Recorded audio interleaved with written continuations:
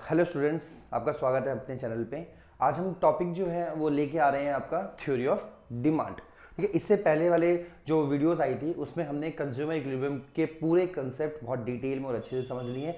आज का टॉपिक जो है वो बहुत इंपॉर्टेंट है एग्जाम के पॉइंट ऑफ व्यू से भी, और एग्जाम में इसमें से बहुत सारे क्वेश्चन जो है वो आपके मिल जाते हैं। चलो अभी टॉपिक स्टार्ट करते हैं आपका theory of demand. Okay, theory of demand में चलने से पहले हम देखते हैं कि सर ये डिमांड जो है ये होती क्या है। इसको डिमांड जो होती है इसका मीनिंग क्या होता है, तो इसकी डेफिनेशन देख लेते हैं। Demand demand refers to the quantity of a commodity, quantity of a commodity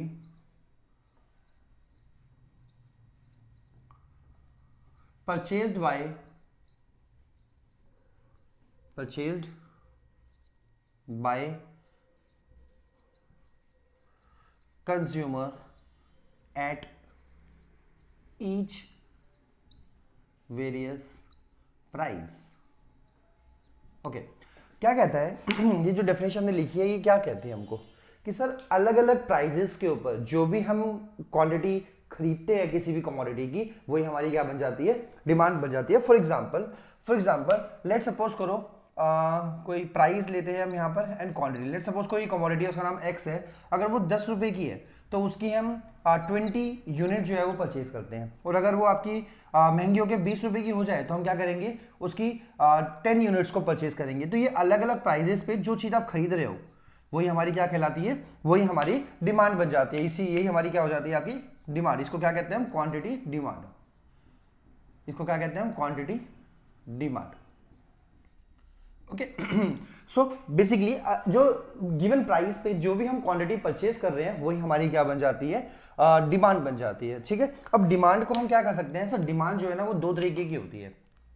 अगर मैं डिमांड को बाइफरकेट करते हैं तो डिमांड आपकी दो तरह की होती है। एक होती है सर इंडिविजुअल डिमांड, एक होती है आपकी इंडिविजुअल डिमांड। सर ये जो डेफिनेशन आपने देखी ऊपर, आप इसी को यहां पर अप्लाई कर सकते हैं, इससे आपका इंडिविजुअल डिमांड निकल सकता है। देखिए जैसे it refers to the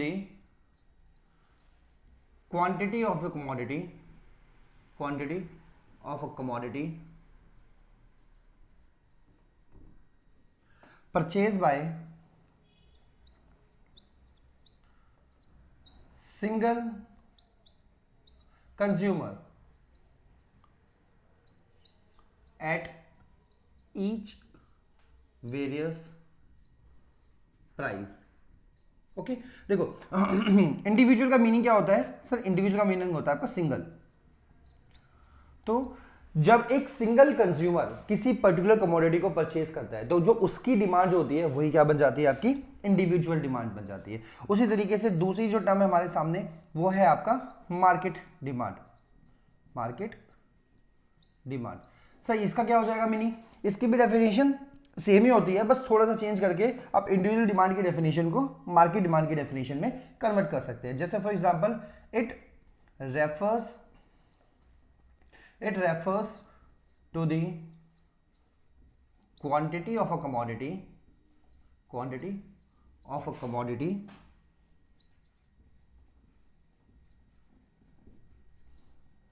purchased by all consumer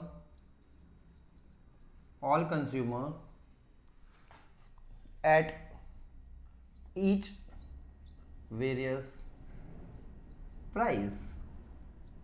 okay, देखो मार्केट में हम क्या कहते हैं सर, मार्केट में मतलब क्या हो गया, मार्केट का मतलब ऑल दैट मीन्स आपकी एक मार्केट में जितने भी सारे कंज्यूमर हैं किसी एक कमोडिटी के, जब उनकी डिमांड को आप जोड़ दोगे तो आपके क्या बन जाएगी, आपकी मार्केट डिमांड बन जाती है। या फिर इसको हम एक और तरीके से बता सकते हैं, it is a aggregate of individual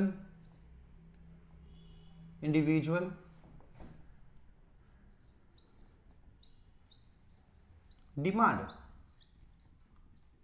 है ना सर। जितने भी इंडिविजुअल डिमांड है, लाइक रोहन सोहन मोहन जितने भी लोग हैं हैं जब वो सामान खरीद रहे हैं, उन सभी की डिमांड को जब आप ऐड कर दोगे तो आपका क्या बन जाएगा? मार्केट डिमांड बन जाएगा। जब हम इंडिविजुअल डिमांड की बात करते हैं तो ये सिंगल कंज्यूमर की बात करते हैं, ये सिंगल कंज्यूमर की बात करते हैं। और जब हम बात करते हैं मार्केट की तब ये ऑल कंज्यूमर्स की बात करता है। जितने भी कंज्यूमर होंगे आपके मार्केट में उन सबकी डिमांड को जब आप जोड़ दोगे तो आपका क्या बन जाएगा?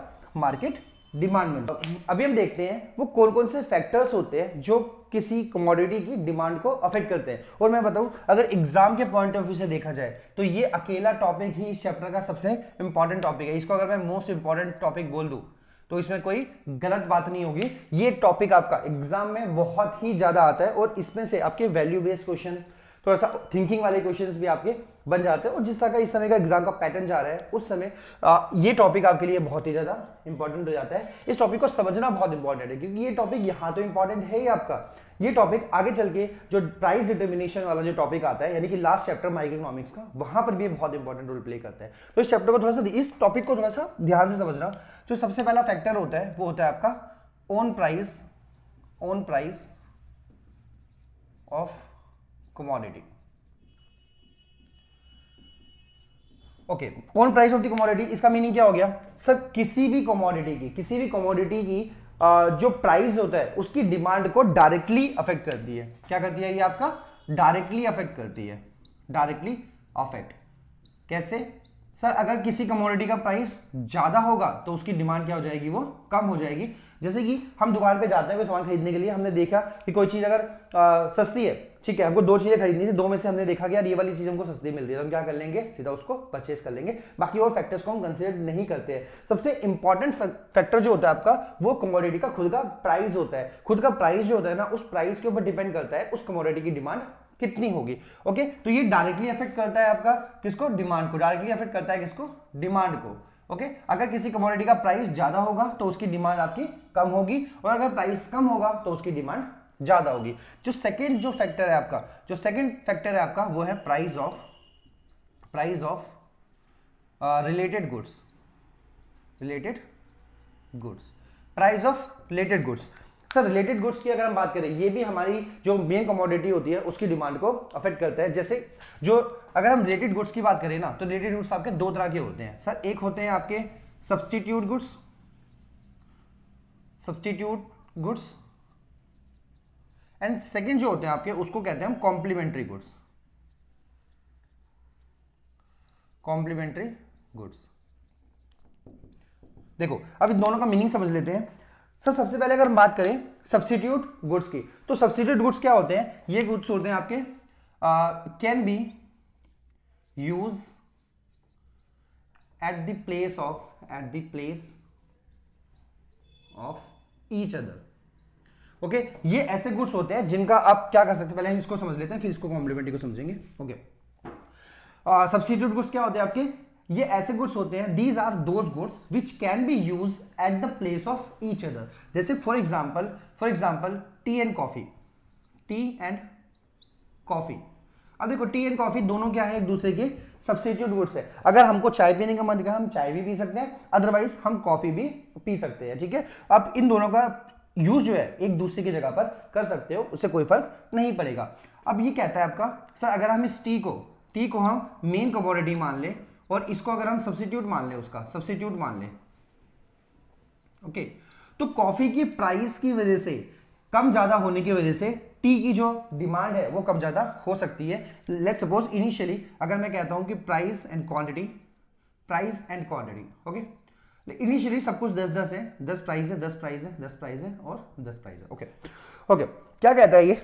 अभी क्या हो गया कि अगर आप 10 रुपए की चाय, देखो टी का प्राइस कितना हो गया? 10 एंड क्वांटिटी भी 10 है। सेम कॉफी का प्राइस भी 10 है और क्वांटिटी भी 10 है। ये आपकी अभी इनिशियल स्टेज है। अगर अब हम देखते हैं सर अगर कॉफी क्या हो गई आपकी? सर कॉफी का प्राइस 10 से घट के क्या हो गया आपका?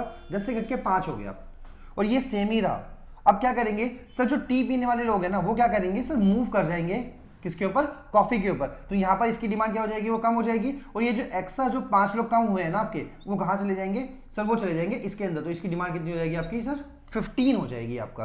तो देखिए हमने क्या किया सर, यहां पर इसकी प्राइस तो सेम ही रहा ना, लेकिन इसके प्राइस में चेंज होने की वजह से हुआ क्या सर, इसकी डिमांड क्या हो गई, टी की डिमांड क्या हो गई, वो कम हो गई। इसलिए हम कह सकते हैं कि जो दूसरी कमोडिटी है या सब्सिट्यूट गुड्स है उसके प्राइस में चेंज होने की वजह से जो मेन कमोडिटी होती है उसकी भी प्राइस में क्या हो, उसकी डिमांड में क्या जाती है, आपकी कमी आ जाती है। सो देखो उसको हम ऐसे कह सकते हैं, अगर टी हो गया एंड कॉफी हो गया, तो अगर ऐसे कह देते हैं सब्स्टिट्यूट गुड्स, अगर सब्स्टिट्यूट गुड्स का प्राइस अगर इंक्रीज करेगा, प्राइस इंक्रीज करेगा, तो जो मेन गुड्स है, जो मेन गुड्स है उसकी डिमांड क्या हो जाएगी, वो इंक्रीज हो जाएगी। इसको मैं कर्व की तरह एकदम समझा देता हूं आपको। देखिए इसका कर्व बनाते हैं हम, ये हमने कर्व बना दिया का 10, यहां से मैं कर देता हूं 5 एंड 10 एंड 5 10 5 10 5 और 10। ये जो हो गया आपका क्वांटिटी ऑफ कॉफी, और यहां पर ले लेते हैं हम पीसी, इनकी प्राइस ऑफ कॉफी। देखिए जब आपका 10 पे था तो ये क्या हो गया आपका 10 पे हो गया 10, सर 10 पे 10 ही हो गया आपका, ओके। लेकिन जब प्राइस आपका ये हो गया, जब प्राइस आपका 10 ही रहा लेकिन क्वांटिटी क्या हो गई आपकी, कम हो गई। देखिए ये कर्व हो गया आपका, ये देखिए ऐसे मूव कर गया आपका। यहां पर देखिए क्या हुआ सर, जब ये 10 पे 10 था, ओके 10 पे 10 हो गया, और जब क्या हुआ घट के इतना हुआ तो ये 15 हो गया। तो यहां पर मैं 15 कर देता हूं, तो ये हो जाएगा आपका यहां पर 15, तो ये हो जाएगा ये। तो देखिए प्राइस आपका कम हुआ, ओके प्राइस आपका कम हो गया तो यहां पर इतना हो जाएगा, तो ये हो गया आपका। देखिए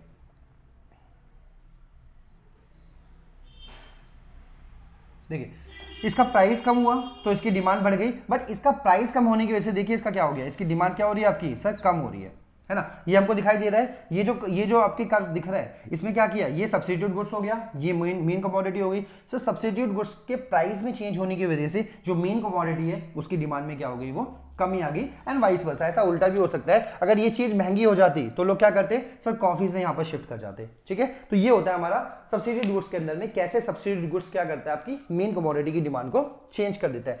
सिमिलरली हम बात करते हैं कॉम्प्लीमेंट्री गुड्स की। देखिए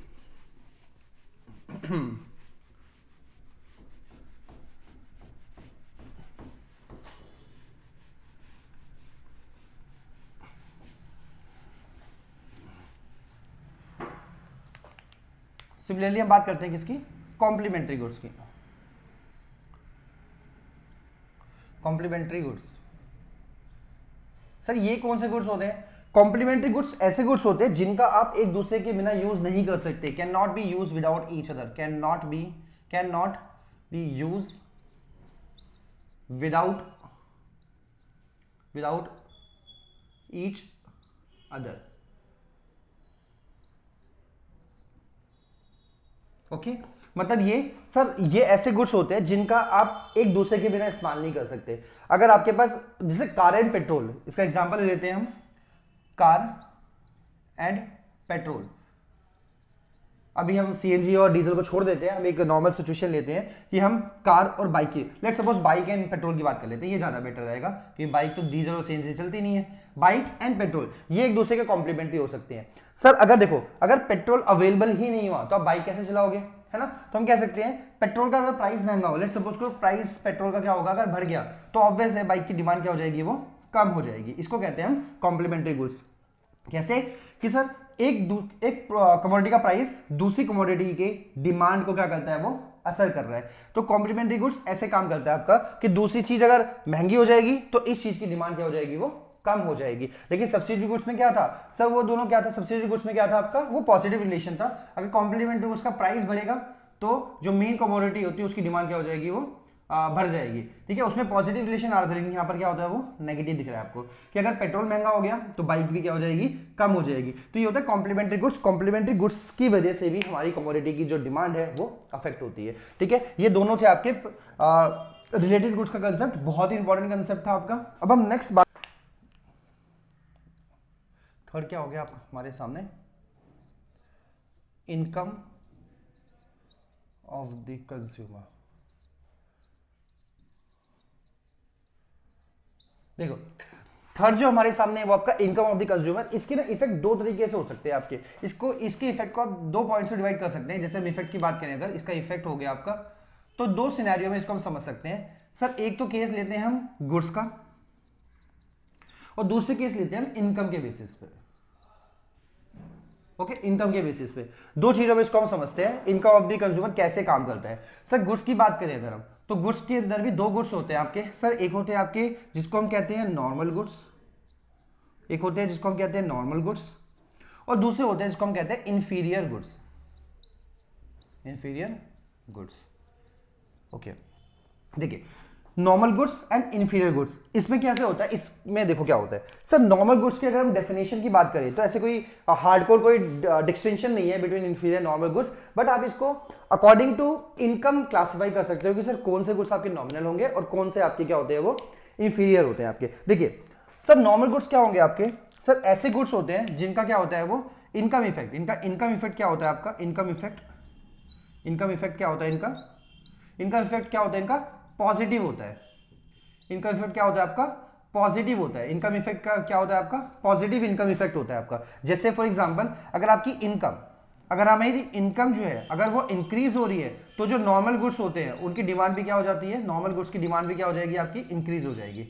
ओके, इनकी डिमांड भी इंक्रीज हो जाती है। जैसे हमारी इनकम इंक्रीज करेगी ना तो हम क्या करेंगे, अच्छी कमोडिटी को कंज्यूम करेंगे। जैसे फॉर एग्जांपल अगर हम बात करें फुल क्रीम मिल्क की, अगर हमारी फुल क्रीम मिल्क की बात करें, फुल क्रीम मिल्क हम उसको नॉर्मल गुड्स कंसीडर कर सकते हैं। कैसे, जब कंज्यूमर की इनकम इंक्रीज होगी तो वो फुल क्रीम मिल्क की जो डिमांड है उसको बढ़ा देगा।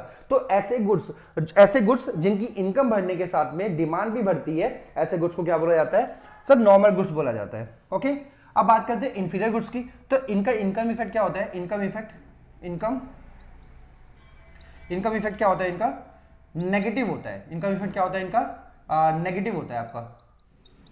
सर नेगेटिव इनकम इफेक्ट का मीनिंग क्या होता है, जब इनकम जो है वो इंक्रीज हो रही होती है तो इन कमोडिटी की डिमांड क्या हो जाती है, वो कम हो जाती है। जैसे जैसे इनकम बढ़ना शुरू हो जाएगी आपका, तो आप क्या करोगे, अच्छी चीजें जो है ना उसको कंज्यूम करना शुरू करोगे। बहुत अच्छा एग्जांपल लेते हैं हम, एक बर्गर का एग्जांपल ले लेते हैं, बहुत प्रैक्टिकल एग्जांपल है। जब हमारे पास इनकम थोड़ी ज्यादा होगी, ऑब्वियसली जब हम ज्यादा पैसा कमाते होंगे तो हम प्रेफर करेंगे मैकडी या फिर बर्गर किंग या फिर ऐसी जगहों पे बर्गर जाके खाना। लेकिन जब हमारी इनकम कम होती है ना, जेब में पैसे कम होते हैं, तो हम क्या कर देते हैं भाई, जो स्ट्रीट फूड होता है ना, ठेले का बर्गर होता है सर, वो भी हमको अच्छा लगता है, तो हम क्या कह सकते हैं, आपका ठेले का बर्गर इस केस में इंफीरियर गुड्स हो जाएगा, और जो मैकडी का बर्गर हो जाएगा वो क्या हो जाएगा आपका नॉर्मल गुड्स हो जाता है। ठीक है, क्योंकि नॉर्मल गुड्स आपकी इनकम बढ़ने पर ज्यादा कंज्यूम किए जाते हैं और इनकम बढ़ने पर कम कंज्यूम किए जाते हैं इंफीरियर गुड्स। ओके, तो इस तरह से हम क्या कह सकते हैं, ये भी हमारी डिमांड को अफेक्ट करता है। तो जैसे इनकम बढ़ेगी तो हम अच्छी वस्तु ज्यादा कंज्यूम करना शुरू कर देंगे, तो उसकी डिमांड इन्फेक्ट हो गई। उसके बाद अगर हमारी इनकम कम है तो हम इंफीरियर गुड्स की डिमांड क्या कर देते हैं, वो ज्यादा कर देते हैं। चलो सर, ये कंसेप्ट तो हमारा गुड्स के अंदर हो गया। अगला जो देखते हैं इनकम, सर इनकम को ना हम यहां पर हम रियल इनकम इफेक्ट भी कह सकते हैं। देखिए होता क्या है ना, इसका प्रैक्टिकल एग्जांपल हम देखते हैं कि सर जब आप ना सब्जी मंडी में जाते हैं, तो सब्जी मंडी में जब हम गए तो अगर आप 4-5 बजे के अराउंड जाते हो तो अगर आप 200 रुपए लेके जाते हो तो आपको कम सब्जी मिलती है।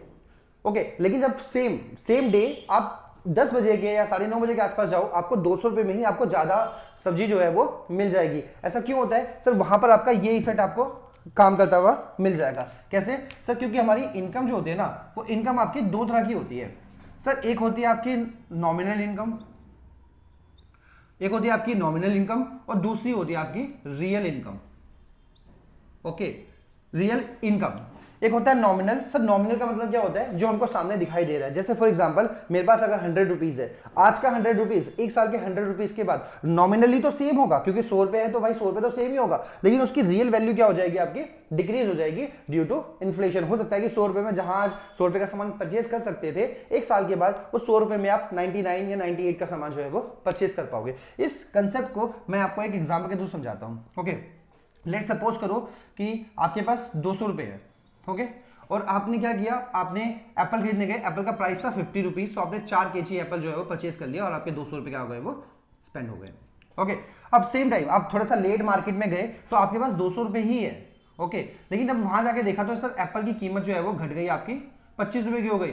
लेट सपोज आपने क्या किया, 4 एप्पल परचेज किए, तो कितने रुपए खर्च हो गए, 100 रुपए। सर अभी भी देखो ना, आपके पास 200 लेके गए थे, उसमें से मात्र कितने खर्च हुए आपके, 100 खर्च हुए। इसका मतलब आप क्या कर सकते हो सर, उतने ही सेम पेस रेट में आप क्या कर सकते हो, ज्यादा एप्पल खरीद लोगे। देखो आपने क्या कर दिया, 200 खर्च हो गए, अब यहाँ पर ये 4 हो गई ना आपकी, ये क्या हो गई आपकी एक्स्ट्रा क्वांटिटी आपने परचेज कर ली due to decrease in the price. तो कह सकते हैं आपका प्राइस कम होने की वजह से क्या होता है, प्राइस कम होने की वजह से आपकी रियल इनकम इंक्रीज हो गई, इसकी वजह से आप ज्यादा डिमांड जो है वो कमोडिटी की कर पाए। तो हम कह सकते हैं ये सारे फैक्टर्स जो होते हैं ना वो बहुत इंपॉर्टेंट होते हैं, ये सारी चीजें हमारी डिमांड को अफेक्ट करती है।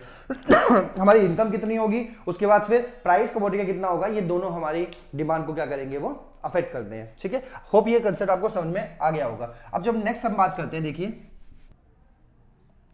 अगला होता है, देखो नेक्स्ट हम समझते हैं आपका taste and preferences. Taste and preferences, sir ये भी क्या होता है आपका, ये डायरेक्टली डिमांड को अफेक्ट करता है।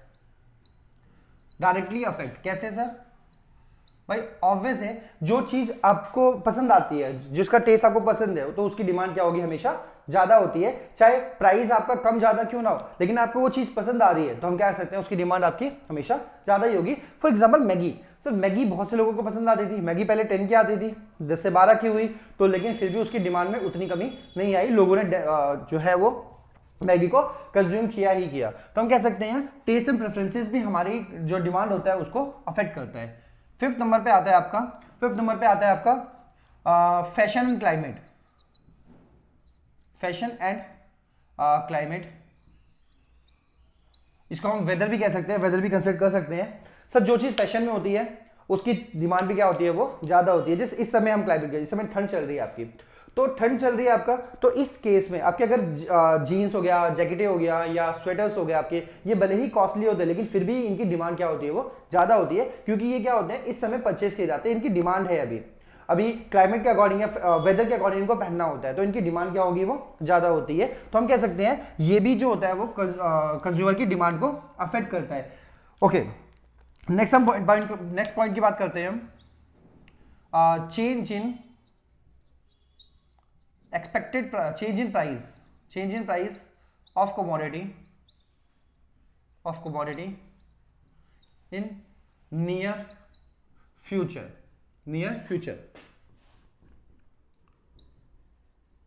सर ये कैसे वर्क करता है, देखिए अगर हम बात करें, आज आप कोई सामान खरीदने जा रहे हो और आपको पता चले यार ये कल सामान जो है वो क्या होने वाला है, महंगा हो जाता है, तो आप क्या करोगे, आज उसकी ज्यादा कमोडिटी को परचेस कर लोगे। ये ज्यादा फ्यूचर, बहुत दूर की फ्यूचर की बात नहीं करता, ये नियर फ्यूचर की बात करता है। फ्यूचर में चेंज होने वाली डिमांड आज की फ्यूचर में चेंज होने वाले प्राइस की वजह से आज की डिमांड में क्या होता है, वो चेंज आ जाता है। कैसे, अगर आपको लगता है कि फ्यूचर में अगर प्राइस बढ़ेगा तो आज डिमांड क्या हो जाएगी, क्वांटिटी डिमांड आज प्रेजेंट की क्या हो जाएगी, वो बढ़ जाएगी। और अगर फ्यूचर में आपको लगता है कि कोई चीज सस्ती होने वाली है तो आज उसकी डिमांड क्या हो जाएगी, वो कम हो जाएगी।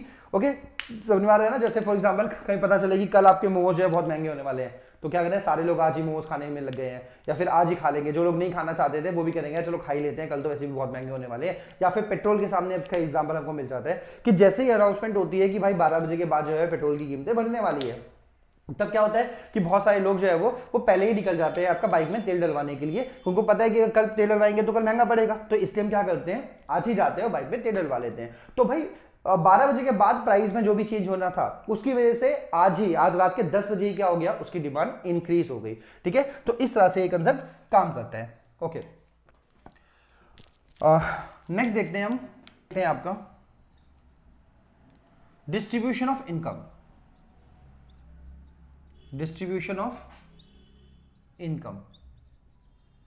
सर डिस्ट्रीब्यूशन ऑफ इनकम का मीनिंग क्या हो गया कि सोसाइटी में कितनी इनइक्वालिटी है, इनइक्वालिटी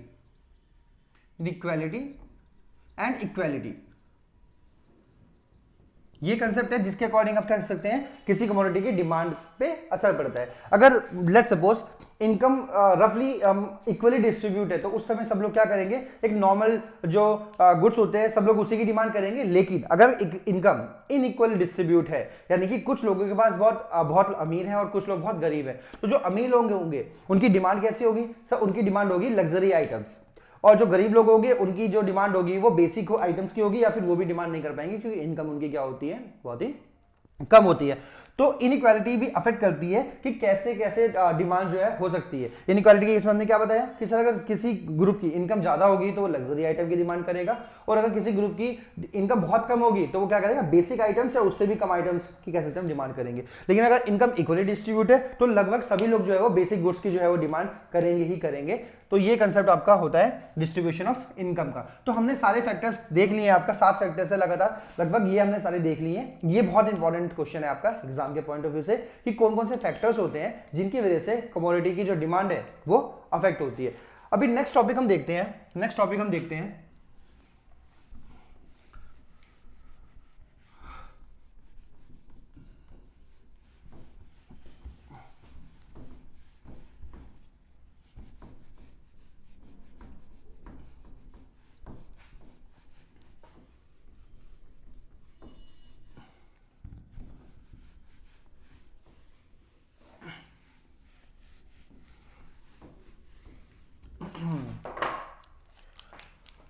चलो अभी हम नेक्स्ट टॉपिक देखते हैं। अपना जो नेक्स्ट टॉपिक है आपका वो है आपका demand function. Demand function, okay sir, ये जो फंक्शन टर्म है ना आपके सामने, ये जो फंक्शन टर्म है ये अगर कहीं पर भी दिख जाएगा आपको, क्योंकि आगे ऐसे बहुत सारे कंसेप्ट आने वाले हैं। डिमांड फंक्शन आएगा जो कि हमारा आ ही गया है, उसके बाद आपका प्रोडक्शन फंक्शन आएगा, कॉस्ट फंक्शन आएगा आपका, ठीक है, तो जहीं सप्लाई फंक्शन आएगा आपका। तो कहीं पर भी अगर ये फंक्शन आपको दिखाई दे रहा है लिखा हुआ, तो ये फंक्शन हमेशा हम क्या बोलते हैं, फंक्शन हमेशा क्या शो करता है सर, ये फंक्शन हमेशा रिलेशनशिप को शो करेगा। किसको शो करेगा, रिलेशनशिप को, रिलेशनशिप को, हमेशा ये रिलेशनशिप को शो करता है। फंक्शन का मीनिंग क्या हो गया आपका, रिलेशनशिप। तो इसकी डेफिनेशन अगर हम बोले तो क्या बन जाएगी, डिमांड फंक्शन की डेफिनेशन क्या बन जाएगी sir, it shows the functional relationship, the functional relationship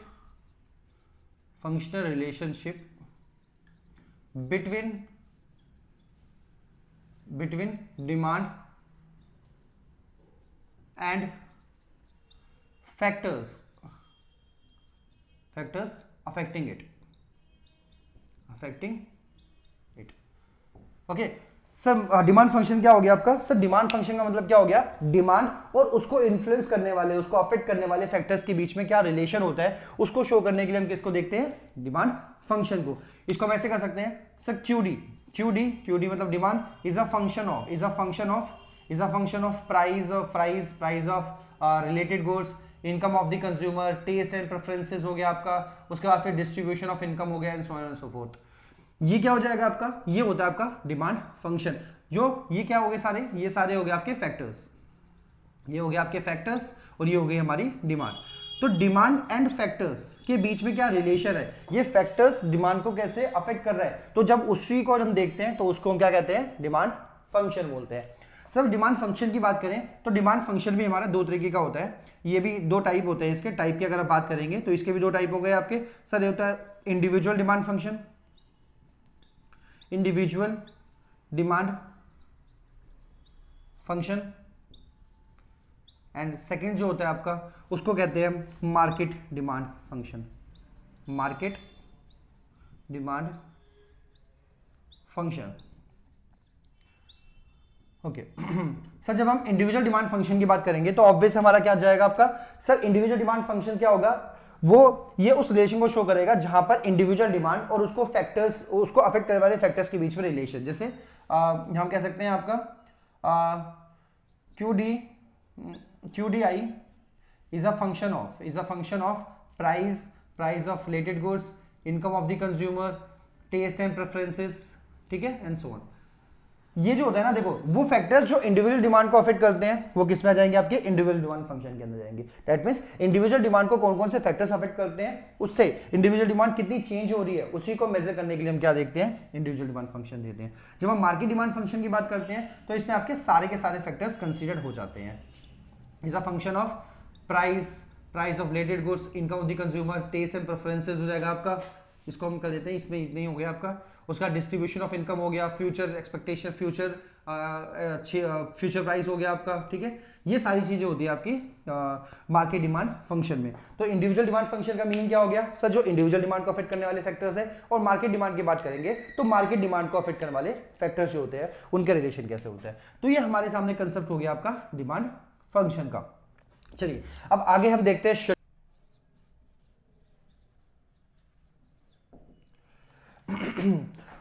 चलिए अभी हम नेक्स्ट देखते हैं आपका डिमांड शेड्यूल। सर कहीं पर भी शेड्यूल लिखा हुआ आ जाए ना, स्केड्यूल या शेड्यूल जैसे आपकी प्रोनाउंसिएशन होगी, इसका मतलब क्या होता है सर, टेबल। ओके, जब भी हम डिमांड को टेबुलर फॉर्म में रिप्रेजेंट करते हैं, जब भी हम डिमांड को टेबल की फॉर्म में रिप्रेजेंट करते हैं तो हमारा क्या बन जाता है, डिमांड शेड्यूल बन जाता है। जैसे it is a tabular presentation of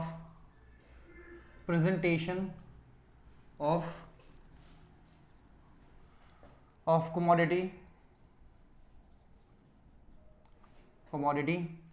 demanded by consumer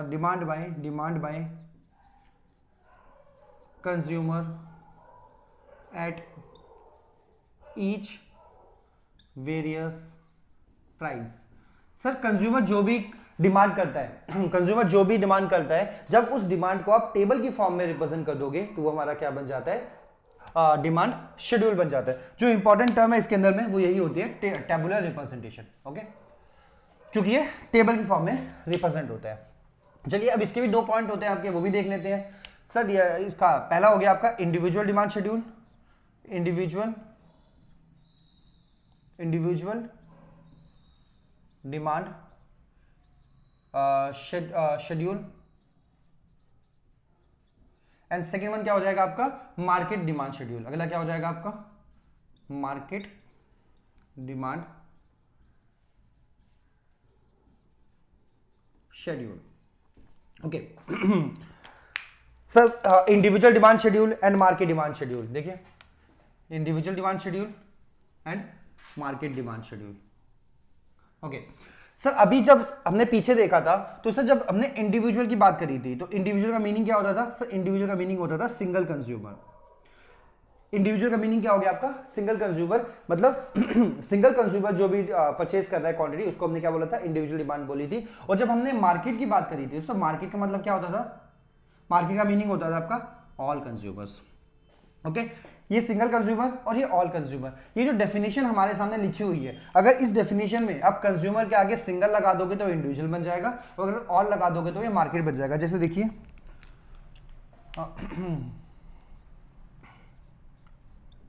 it is a tabular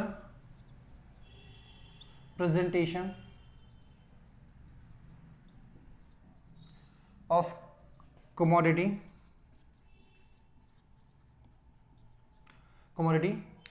demand by single consumer at each various price। Okay ये डेफिनेशन तो आपकी इंडिविजुअल की हो गई, सेम हम मार्केट ही बना सकते हैं। आपका ये हो जाएगा आपका it is a tabular presentation of commodity demand by all consumers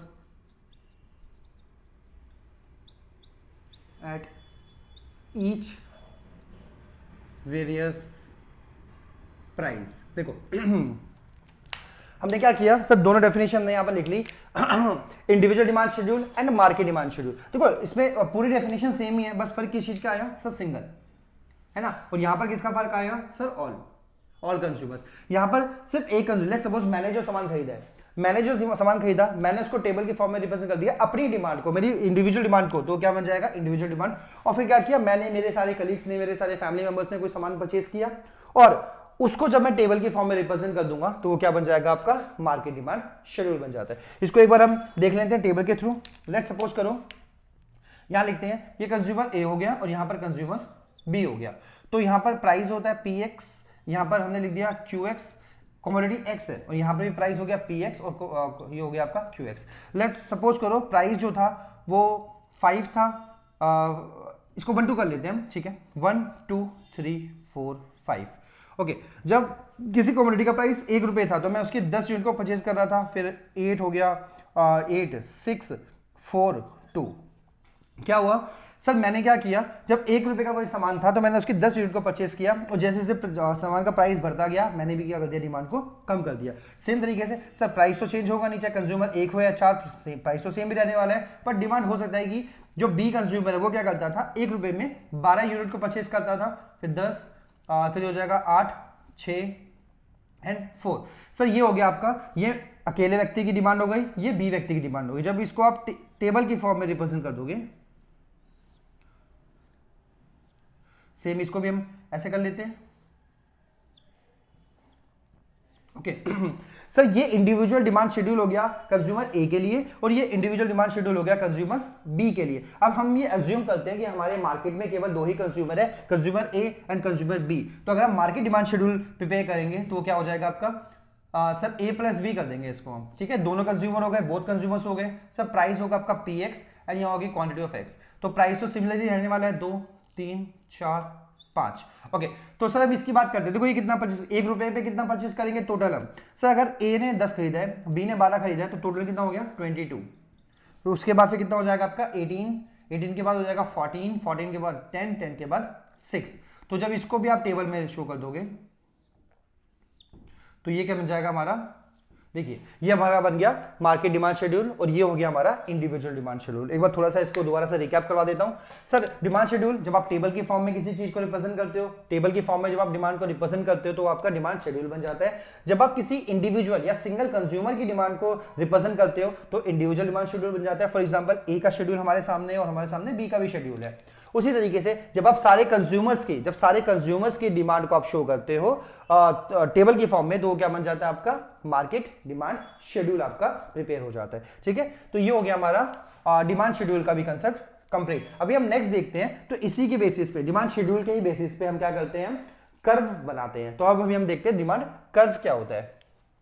okay देखते हैं आपका डिमांड कर्व क्या होता है, ठीक है। ओके यहां लिखते हैं हम डिमांड कर्व, डिमांड कर्व। देखिए डिमांड कर्व क्या हो गया आपका, सर सिंपली अभी हमने बात कही थी ना डिमांड शेड्यूल, ये आपके सामने शेड्यूल बना भी हुआ है आपका। तो जब शेड्यूल को आप कर्व की फॉर्म में या ग्राफ की फॉर्म में रिप्रेजेंट कर देते हो तो वो क्या बन जाता है आपका डिमांड कर्व। जैसे सिंपली मैं बोलूं आपका, it is a graphical presentation of presentation okay sorry it is a graphical presentation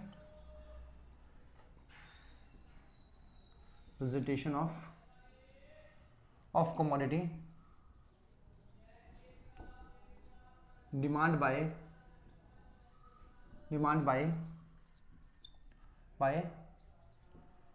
consumer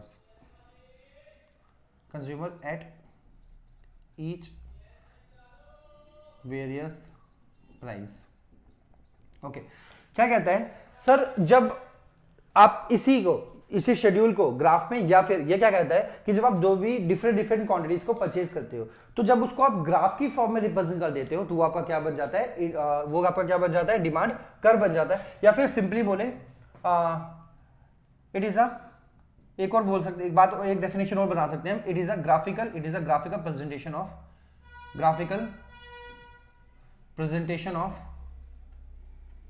presentation of demand schedule. Okay demand schedule.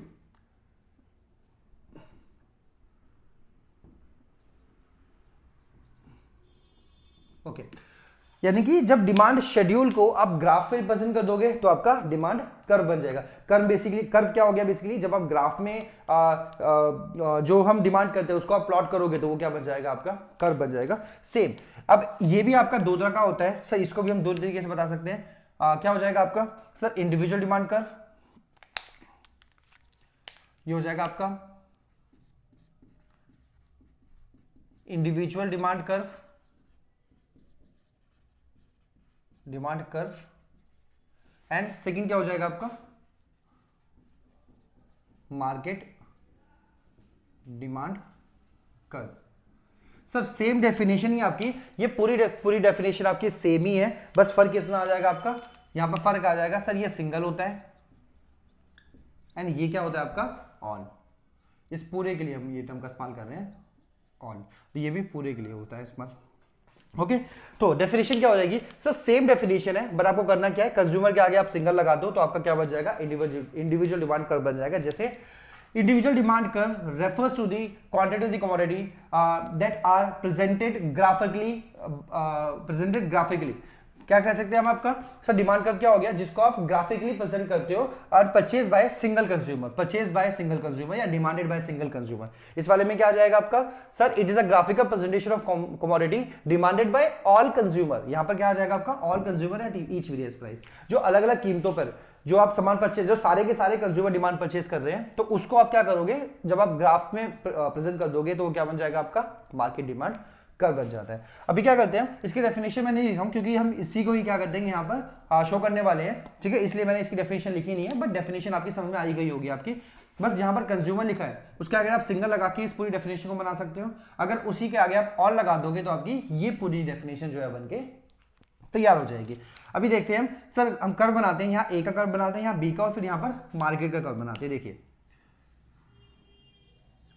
Okay, यहाँ पर लिख लिया हमने प्राइस 1 2 3 4 5 एंड 2 4 6 8 10, तो ये हो जाएगा सर 1 पे 10। ओके ओके, प्राइस ये हो गया आपका प्राइस एंड ये हो गया आपका क्वांटिटी QX।